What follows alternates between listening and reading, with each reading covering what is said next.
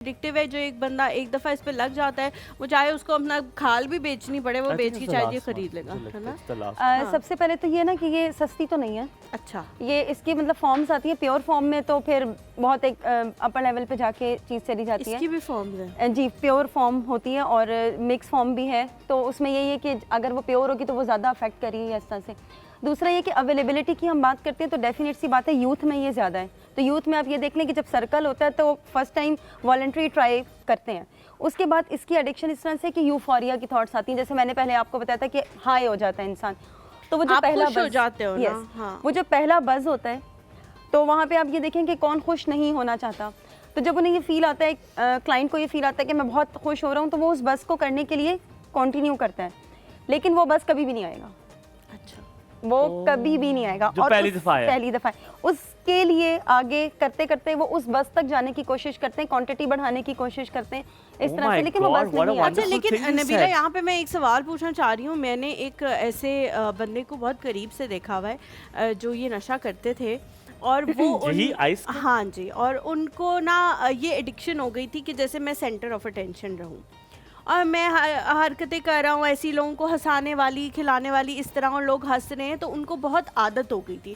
तो एक दफ़ा उस तवज्जो की और एक दफ़ा जो है वो उनको नहीं मिल रही थी वो तवज्जो, और हम सारे जो हैं ज़ाहिर है स्टूडेंट लाइफ में अपने अपने चीज़ों में मसरूफ़ थे, तो उन्होंने कहा कि मेरी अम्मी को हार्ट अटैक हो गया।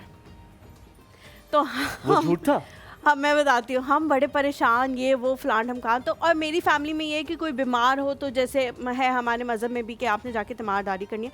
तो मैं वापस घर आई और मैं अगले दिन, उस दिन तो नहीं, अगले दिन मैं उनके घर पहुँच गई उनकी अम्मी की तीमारदारी करने और फूल वगैरह लेके। तो जब मैं गई तो उन्होंने मुझे अपने ड्राइंग रूम में तो बिठा लिया, लेकिन उसके बाद उन्होंने मुझे कहा कि तुमने मेरी अम्मी से उनकी तबीयत नहीं पूछी, क्योंकि वो बिल्कुल ठीक है, उनको हार्ट अटैक नहीं हुआ। और मैं प्लीज़, मेरे पाँव पड़ गए कि मैं तुम्हें वापस जाके कल यूनिवर्सिटी में बताऊंगा कि मैंने ये हरकत क्यों की।